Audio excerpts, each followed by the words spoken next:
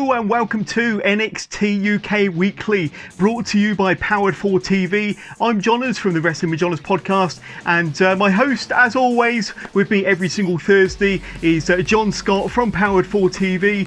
John, we had a fantastic first episode last week of NXT UK Weekly, covering NXT UK, the return of NXT UK from the BT Sports Studios. We're back again for week 2. Can't wait to talk to you about it. How's your week been, and how are you doing?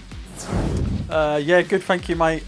Week's been busy, as probably everyone else out there in the world of work, but productive but busy. But I was glad to it's come around quick, actually. I'll say that much from last week. So looking forward to diving into to tonight's show. Absolutely. And if you didn't check out our first episode of NXT UK Weekly, go back and check it. It's on the Powered 4 YouTube channel. Just go onto YouTube, search Powered 4. The link will be in the description to this podcast, and check out episode number 1, where you hear myself and John Scott wax lyrical about last week's fantastic episode. And we're back with week 2 and week 2 of NXT UK as well. Lots to look forward to. I know that we've got the draw of the Heritage Cup we're going to be talking about very soon. A bit of an appearance from Pete Dunne, that should be good fun, and a women's championship match, an NXT UK women's championship match, no less, between Kaylee Ray and Piper Niven. So can't wait to talk about all of that. But first of all, John,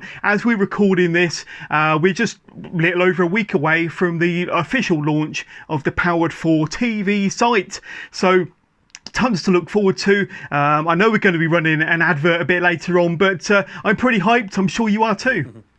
It's becoming more real as the countdown is on less than 7 days away now. Yeah. And a lot of people excited about it, which I'm happy about. And of course, we start on the 30th of September. You'll be able to go on and sign up and have a good look around, have a nose around the platform at what we got. And obviously, as we announced last week, we got the Full Force Wrestling, the 5th year anniversary show going on. That's going to be a cracker.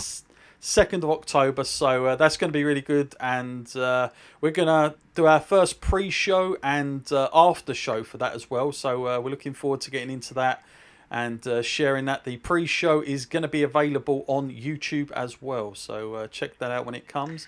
But yes, very hyped for the start of it. I can't wait, and hopefully a few more little announcements to come as well. So we'll be building up quite nicely to that. Tons to look forward to. If you haven't already subscribed, then you will be able to from the 30th of this month, just over a week away, going to powered4.tv. And of course, you've got John Scott, you've got myself, Jonas, you've got Jess from Jess Watches podcast, and Stu from Stu's Wrestling podcast, all part of the media team, and can't wait to give you lots of exclusive content on top of the many wrestling groups that Powered 4 will be working with throughout the rest of this year and beyond, and all the exclusive content that's coming your way on powered4.tv.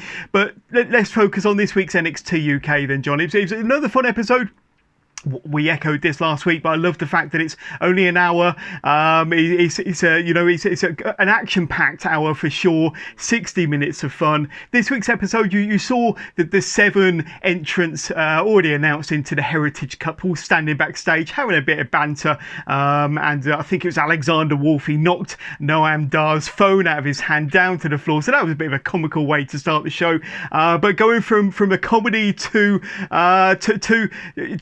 an action-packed, hard-hitting match. Match number 1 was Walter versus the return of Walter, NXT UK champion no less. And he's been isolated. He's not been on our TV screens for over 6 months. He's been staying at home in Vienna, Austria, I assume, and not been. I think this is his first match for a while, John, and a great opponent to kick things off with Saxon Huxley, a UK indie vet, and the wild man Saxon Huxley. So this was a great match, and we said this last week, John. But one thing that's great about, well, not great, but one thing that's noticeable about not having fans around the matches, you can hear all the slaps, all the chops, all the connections. You could feel it through your TV screens, and this match was no less. But for a minute, Saxon Huxley was on the verge of creating the upset of the century. He body slammed Walter. He kind of manhandled him. He even hit him with a top rope clothesline and a Luthez press. But Walter got the upper hand. He manhandled Saxon on the outside. Powerbomb on the edge of the ring. German suplex off the top rope, another powerbomb for the win. And although this wasn't for the championship, the NXT UK champion Walter came out the victor. This match was hard hitting. My chest just hurts hearing those bare paw slaps from Walter. A good way to open the show. Yeah, I enjoyed this a lot. Obviously, I said last week I'm a bit of a Walter fan, so it was great to see him there.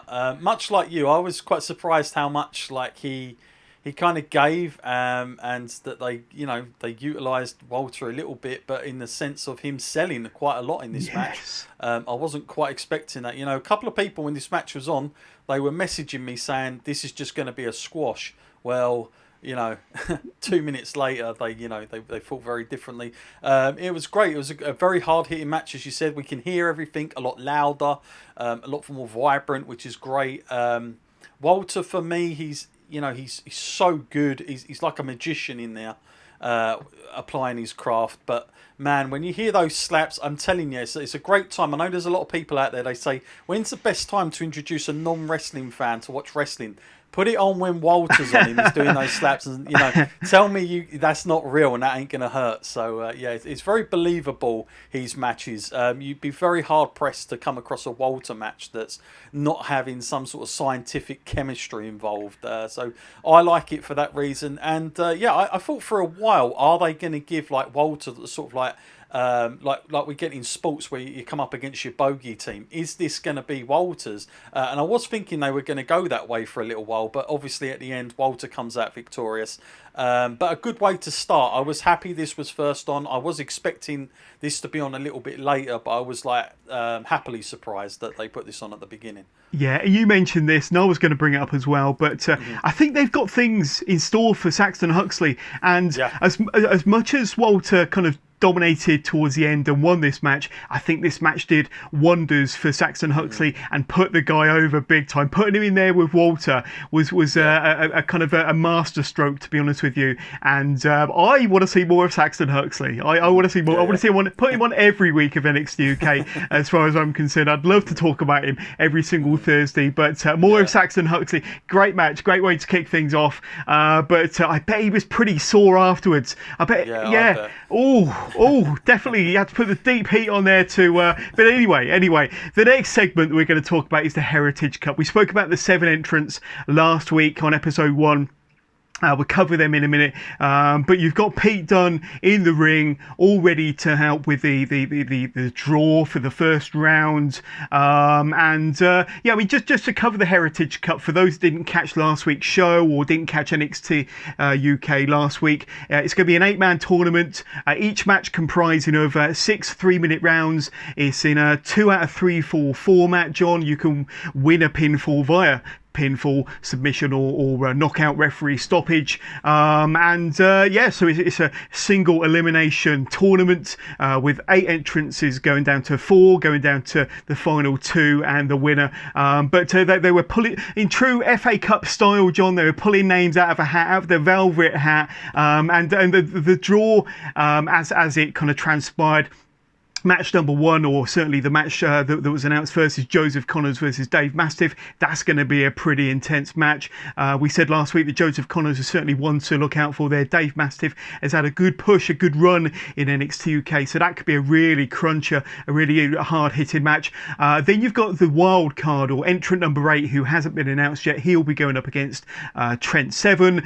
Flash Morgan Webster will be going up against A-Kid. A-Kid was another one we said to keep an eye out for on last week's show, and that's going to be probably the match of the first round between 2 quite agile, high-flying, exciting young wrestlers. And then match number 4 to be pulled out of the bag was Noam Dar versus Alexander Wolf. And then towards the end of that segment, Pete Dunne get involved in a little bit of a scuffle with Noam Dar, sending him to the floor on the outside, sending him packing. And as it would transpire, they announced later on in the evening that Alexander Wolf versus Noam Dar will be the first of the first round matches in the Heritage Cup next week.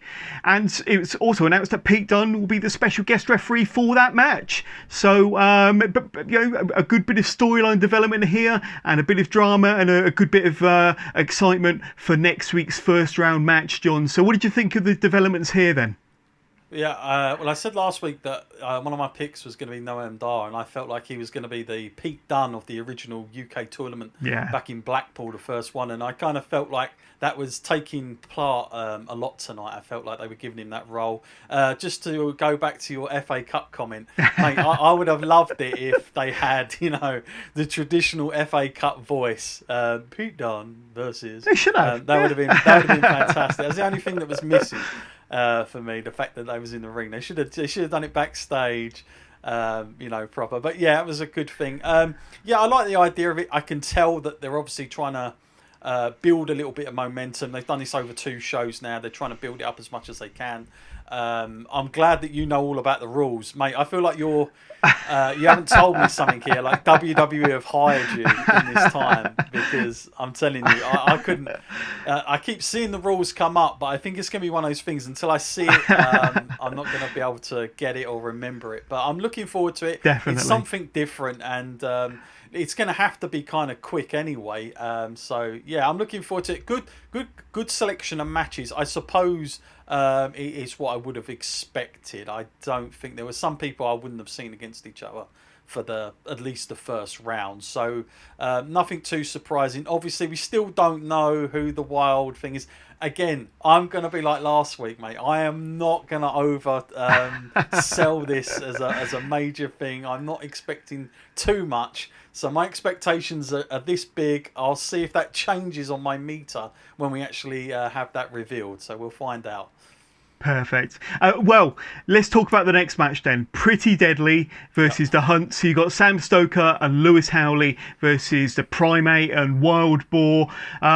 We said last week the NXT UK tag team roster is pretty stacked. They got some good talent there. It was definitely on show here. I'm becoming a really big fan of Pretty Deadly. I think they're well known. Sam Stokely and Lewis Howelly on the UK indie scene made a bit of a name for themselves. They look great. Matching outfits, proper tag team, pretty boys in the ring, but they can also mix it up as well. I thought they kind of demonstrated a lot of kind of heelish tag team tactics in this match, and you had the intensity and the ferocity of the Hunt, of course, at 1,000 miles per hour, and there was some slightly shady tactics from Pretty Deadly that won the match in the end with a roll up.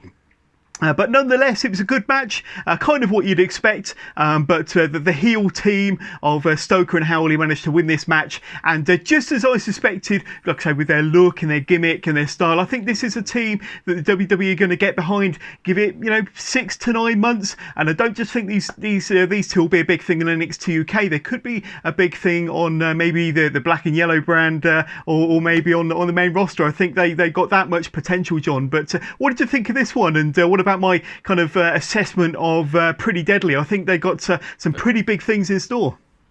Yeah, high praise there. Very high praise from you on that one. So, I mean, Lewis Howelly, no secret here in Essex where I live, used to be the Playboy at one point. Go and check that out. I'm sure he'll be on Powered 4. You'll see him somewhere on that. But yeah, so he's been a local guy for a while that I've followed for a long, long time on very small circuits. So it's amazing to see him there now. The one thing I'll say that lets them down, I like everything about them. I like the attire, I like their ring style, but that bloody music, man, I don't know about that. It is so generic to me. It's like they, you make I'm going to hark back. I'll probably mention this game. I should be getting sponsored, but 2K, you go into the custom settings for your wrestler and you find those musics that nobody uses, and they're those generic ones. That's what it feels like they've given them.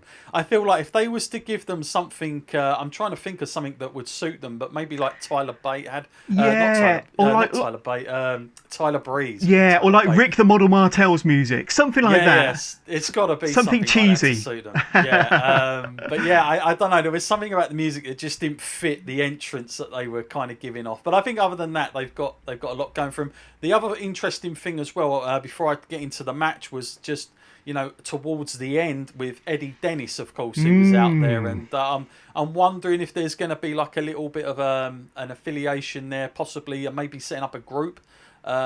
Maybe, I mean, if you look at the look of those guys with someone like Eddie Dennis, what they're going for, it might help. But that's good because it does give an extra layer. So I'm happy that they're throwing it.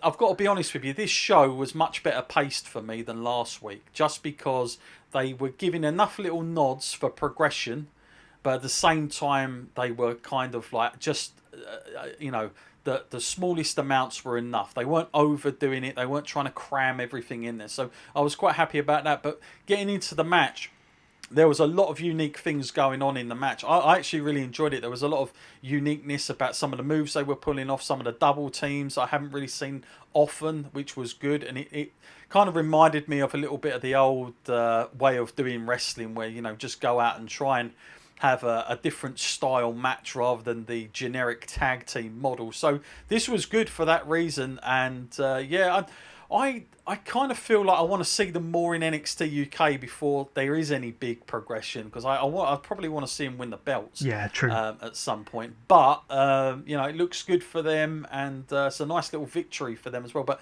I enjoyed this match. This was really up there. It took me by surprise. Yeah, I'm pretty hyped about Pretty Deadly, and I think they've got a really bright future. But talking of bright futures, we got a little bit of a trailer just to advertise what's to look forward to from Powered 4 TV. Like I say, going live on the 30th of September.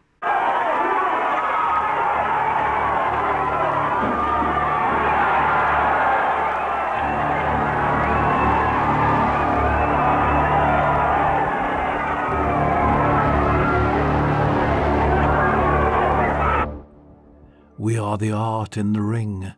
We are the bright lights. We are the squared circle and the life of the fight. We are the spine buster, the pile driver and brutal knee. We are the thrill. We are the fight. We are Ricky Knight. We are the choke slam and the spear. We are the fans, the chanting and the flowing beer. We are Jess, Johners and John Scott. We are the crowd pleasers, the nail biters and the risk takers. We are here to capture for you to admire. We build the vision for you to explore. Here at Powered 4.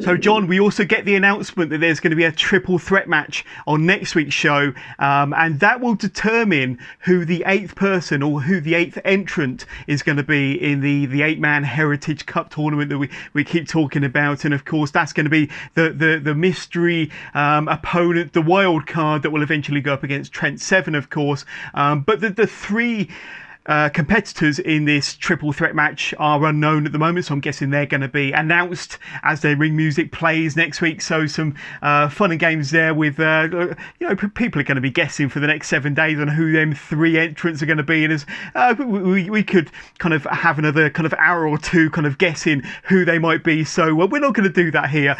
Stick it in the, if anyone wants to comment on that, put them in the comments below. Let's find out what give us your guesses on who they think might be in the comments. But if you tune into episode 3 of NXT UK Weekly next week, you'll be able to kind of listen to our review of that and find out who they were. But that's going to be a great triple threat match, and that's going to be taking place next week, as well as the first round match between Noam Dar and Alexander Wolf, with Pete Dunne as a special guest referee. So tons to look forward to already. But then we're on to the main event already, buddy. This hour flies by on NXT UK. And what a main event. The first championship match in NXT UK since its return, and it's only week 2, we know that. But Piper Niven, the challenger, going up against Kaylee Ray. So these two have been round the horn. They fought each other in Japan and all around the UK for all sorts of independent promotions. They've even fought each other in an NXT UK Women's Championship match at NXT UK Takeover Blackpool 2, but that was a triple threat match. Remember, Tony Storm was a part of that. I was there. A great match, a fantastic match. I was rooting for Piper Niven all the way, but it wasn't to be. But this is their first one-on-one encounter in NXT UK, and certainly for the championship, and the match did not disappoint. So, I mean, the match started as a bit of a brawl, a bit of a tussle in the ring, a bit of a back and forth. It went outside, and Kaylee Ray went for a running knee into Piper Niven, who was laid prone against the steel steps. Piper Niven moved. Kaylee Ray injured her right knee, was flying straight into the right knee, and we thought the match was going to be over. We thought they were going to kind of call the match off, maybe announce a rematch somewhere down the line. She was just going to be kind of escorted back to the locker rooms by the officials. Piper Niven kind of gets up. They start arguing, the match resumes, they're back into the ring, and the match continues, John. So a great way to start this match. It is quite back and forth, and one thing I will say about this match, and I'm not going to go into all the individual spots and all the individual kind of moments, but Kaylee Ray's selling from that knee injury very early on that happened on the outside with the steel steps, her selling throughout this match was phenomenal. This match was very, very dramatic, action-packed, and it was one of those matches that you was kind of on the edge of your seat and invested 100%. But the match did end. Now, there were some shenanigans where Kaylee Ray was in like a knee bar, but she pulled the turnbuckle pad off of one of the bottom turnbuckles. Later on, that came into play when Piper Niven was going to do a rolling senton into KLR to kind of finish her off, but KLR moved out of the way. Piper Niven took the full brunt of this turnbuckle, and KLR rolled her up, rolled Piper Niven up for the pinfall to retain her championship. So a great match, like I say. I can't really fault it, to be honest with you. What did you think of this main event championship match then, John? Well, surprisingly, I've gone through this show without too much negative, to be honest with you, and I'd be hard pressed to find anything too wrong with this, to be honest with you. Yeah, I mean, there was some bits in it that might be perceived as clunky, but like I enjoyed the pace. Look, this is old-fashioned, but it still works 100%. Bell-to-bell storytelling. You know, you don't, even though we had last week's set, which was great. You know, it's a nice little nod. Yeah. I think these two individuals could have gone out there without that and still have told a tremendous match. Like, if you didn't know what was going on and you just watched tonight as a viewer, I think they did that good of a job of telling the story. The selling was brilliant. I keep harping on about this because I do feel like the art of selling has gone. But if you really want people to feel, you know, like, God, you know, poor her or whatever, and get some sympathy, you've got to be able to sell. And it doesn't just mean you've got to just, you know, look at your knee every half a second. It's about facial expressions, and it's about how the opponent is going to aim for that and target that, because there's nothing worse in my eyes when I see wrestlers, I don't know, they're like punching somebody's face and they sell the face and then they go and work on a completely different body part afterwards. I'm like, come on, stay on what you was working on. So I'd really like that fact that they kept to the story bell to bell. Kaylee Ray did a phenomenal job. Yeah. She's somebody that's really grown on me as well. I wasn't too familiar. I wasn't too sold with her at the beginning, but like as she's gone on, like as a development, you know, promotion, which arguably that's what NXT UK still is, I think she's making huge progress, and she's almost fitting in that nice level of WWE TV / a UK spin on it, and I quite like that. It's finding identity there. So this was a great match. Really cool that they was on at the end. Enough time was given. This wasn't like, just chuck them out and we've got to finish it. It was a good 15-minute match. Very good. I thought we was going to get some kind of interruption at the end of it. I didn't think they were just going to go and call a winner, but I was kind of glad they did. And for me, this was a top match. It's not sort of like what you'd call 5 stars, but this is, again, we have to keep harping on about this. When we talk about this show, we are talking about it from the point of view that this is a developmental setup. We're not looking. We've got to think back to the old NXT when we used to see the likes of, Adrian Neville come out, Tyler Breeze, who I mentioned earlier, and when Tyson Kidd was there. That's what I'm kind of seeing with this, and I really like it because there's nothing on WWE that's kind of close to this at the moment. So really enjoyed this. Can't say anything bad. I'm surprised, but I can't really knock anything in this. This was great. The storytelling in this match, John, was phenomenal. And one thing, I know that Shawn Michaels is very, very closely associated with NXT UK, and he's there producing the matches. There was a bit of a behind-the-scenes video that went out on BT's YouTube or Facebook page with Shawn Michaels there, and he's producing the talent.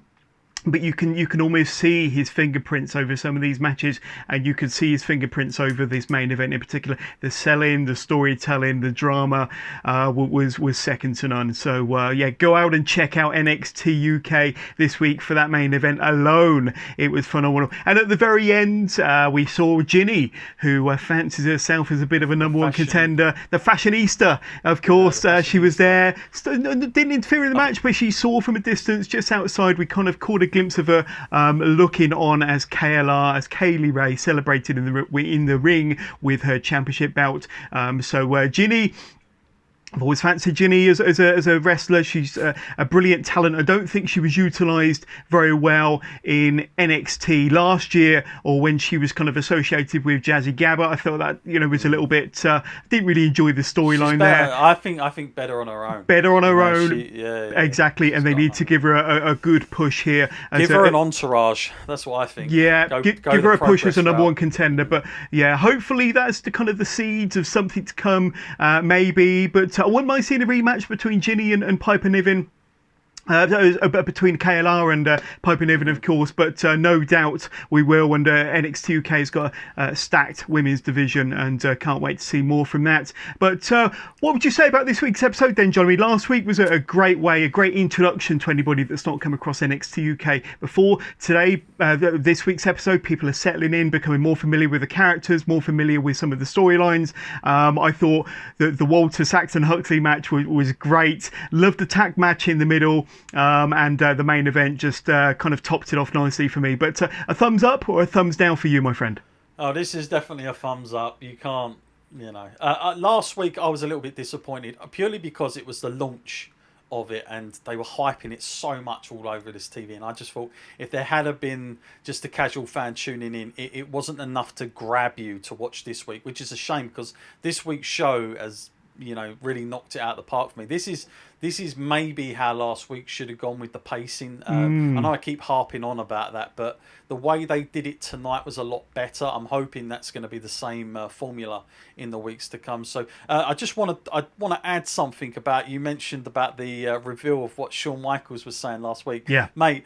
That was one negative I had. I don't mind them showing the behind the scenes, but I was like, come on, we're one show in. I don't want to see what Shawn Michaels was telling them after at this point. Like, there's no way in the Attitude Era we would have seen a clip after Raw of, I don't know, Bruce Pritchard telling Steve Austin he did really well out there with giving the middle finger or something. Like, I want to believe for at least more than a week that what I'm watching I'm invested in and I can suspend my disbelief. But when they do chuck out this thing, I keep saying it, but it's like us watching a film in a cinema and then halfway through the actors come out on screen and tell you about how it was acting in the scene. No, I want to be captivated for as long as possible. I don't want to keep coming in and out. I just want to be invested on the show. So as much as I like them showing it, I'm kind of like an old school fan. I really wish they'd wait a couple years down the line and then show us it in like a 24 episode or something.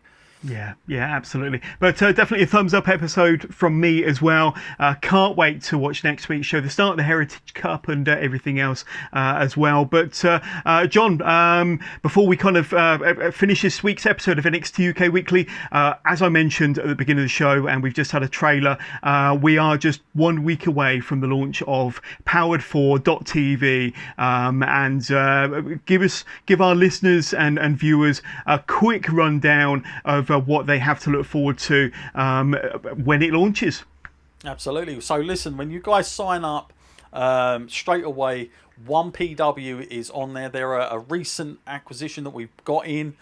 We've got the whole archive of 1PW, but we are dropping the 1 year anniversary. It's got some fantastic matches on there. An amazing amount of talent, all mixed together. The likes of Samoa Joe, AJ Styles, I believe Pac is on there as well. You've got Steve Corino, Abyss. I mean, the list goes on. Jody Fleisch, ladder matches and all. It's just a really good card. And also, 2020 has not seen many wrestling events, especially towards the back end, as we all know, due to the obviously the COVID situation. However, we do have the 5 year anniversary show that was done in a no fans environment, which will be Full Force Wrestling. And really looking forward to that. As I said earlier, we're going to have a pre-show to go with it, an after show as well, and that's going to happen on the 2nd of October. So really looking forward to that. TNT, pretty much our flagship. They are all available with the whole archive of TNT, one of the best promotions in the UK without a doubt, and a lot of the people we talk about on NXT UK would have gone through there at some point, and I'm sure there'll be a lot of talent that you'll see on NXT UK at some point, or even AEW and all the rest of it all over the world. I always say this, we've got over 15 promotions. We've got a wonderful classic archive that I'm still finding unique matches in. I mentioned Andre last week. Well, this week I've come across more Regal matches. I've seen Dynamite Kid in there. I've seen Davey Boy Smith. We've got I believe there's Chris Benoit's cousin. And I don't know how familiar people are with him, but there's like some crazy interviews with him going on. So a real mixture of things going on there. And not only that, we also have original programming. And you're going to hear more about that in the coming days. That's going to be lined up. And of course, failing that, we've got our YouTube stuff that myself and Jonas are doing very much. And of course, Jess is going to come on board on the site side of things, so you're going to get more review shows from that. And just sign up, check it out. One thing I'll say, because people do, they think, are you just a video on demand? No, we're not just a video on demand for wrestling. We're more than that. We're a lot more about media side of it. We love to promote all our promotions, and we don't just talk about the promotions on the site. We're not going to be one of those companies that only talks about the in-house stuff. We'll talk about anybody. Progress Wrestling, Rev Pro, ICW, the lot. There's no kind of, we don't talk about them because they're not with us. We are just all wrestling fans, and we love to talk about wrestling. So listen, guys, check it out. 30th of September. Can't wait. It's come around quick. Superb. But check that out on the 30th of September, Powered4.tv. Don't forget to subscribe to this YouTube channel. Just click subscribe. And don't forget to check out our brand new Powered 4 podcast as well. So you can not only watch us on YouTube, but listen to it on your way to work, or when you're walking the dogs, or doing the gardening, or around the house. Listen to the podcast on all available podcast platforms: Apple, Spotify, Podbean, Podcast Addict, and so many more. Wherever you get your podcasts, we are there with our brand new podcast channel. But John, it's been great speaking to you. Can't wait to cover NXT UK with you next week on episode 3 of NXT UK Weekly. So for everybody watching and listening, catch up with you all again soon.